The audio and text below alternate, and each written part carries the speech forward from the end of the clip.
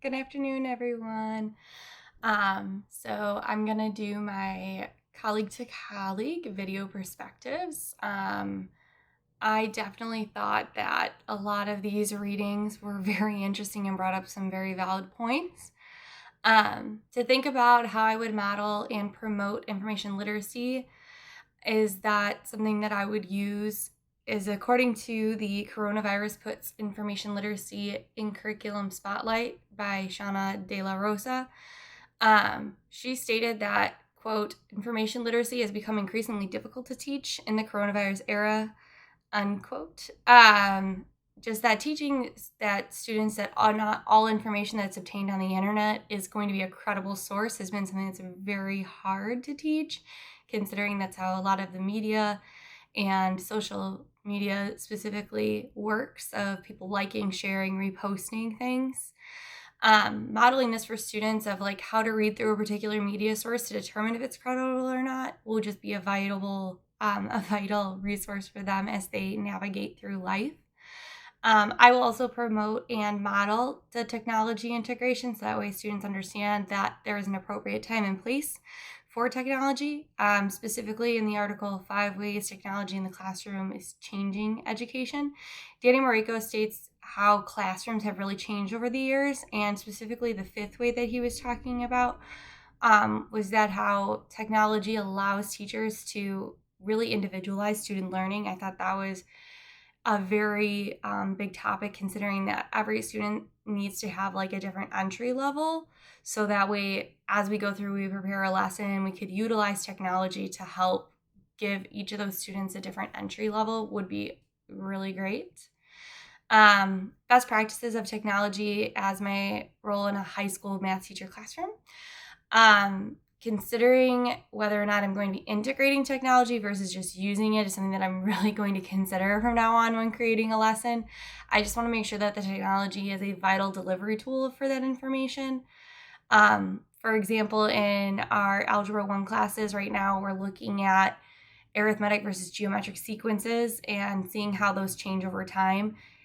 Being able to just show students how to type something into Desmos and watching it grow is a lot more beneficial to them than plotting points like on a graph, because a lot of students might struggle with just, how do I plot those points? I don't understand.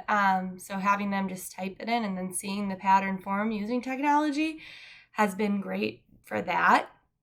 When I read Larry Cuban's statements for the article Perspectives, I can see why he was saying that, back in the day, for the fact that, we buy all these things for classrooms, technologies, and they go unused a lot of the time. However, if educators are actually integrating the technology appropriately and effectively, then it's going to serve that higher purpose. So I would definitely disagree with him. I think that COVID really had a major impact on how teachers and schools utilize technology, and now look at more of a resource of how we're going to present that information. And I think he would have some very different ideas about that if we interviewed him today. I think educators tend to be more creative in these situations when things cost a lot of money, but there is something to say of access to technology and internet has definitely become easier since, he was quoted in that article. For example, I think teachers are just better at utilizing it when it's necessary, not just, using it as like a worksheet replacement. For example, in my Algebra 2 classrooms, when we were graphing cubic or quadratic functions just to demonstrate maximizing an area for a cost, the ability to have my students go through and explore the graphical model using Desmos, that online graphing tool, has been very helpful for them to visually see and manipulate the graph at the various points. And even just scrolling through it with their finger, it is so easy to use. And I think that is something that would have been really difficult to do without using technology, having them graph it by hand and then, okay, now go look at it, manipulate it, where if we just graph it online and we drag things around, I think that helps a lot. In my Pew Foundation report, I thought it was very interesting that over the past, year and a half, the way I view teaching has just changed dramatically. Home broadband use, I think, has just, increased dramatically. And that was shown in that Pew report that back in 2021, the percentage of adults who had this connection at home was 77%. And looking at your young adults, like 18 to 29, so college level, would have been like 70%. And during the pandemic, I think that it shed a light on how those low-income students just do not have that reliable access to internet at home. Smartphone dependence has also increased in the last year and a half for most of those groups when they were in that range of like 18 to 29-year-olds. And to help ensure that my students are better prepared for this is that just equipping them with being good digital citizens, and we need to make sure that we're teaching them, like, is the resource reliable or not? Is this effective use of technology? Is it not?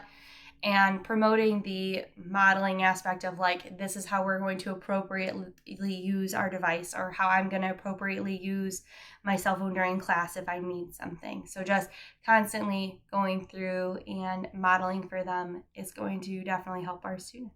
Thank you so much.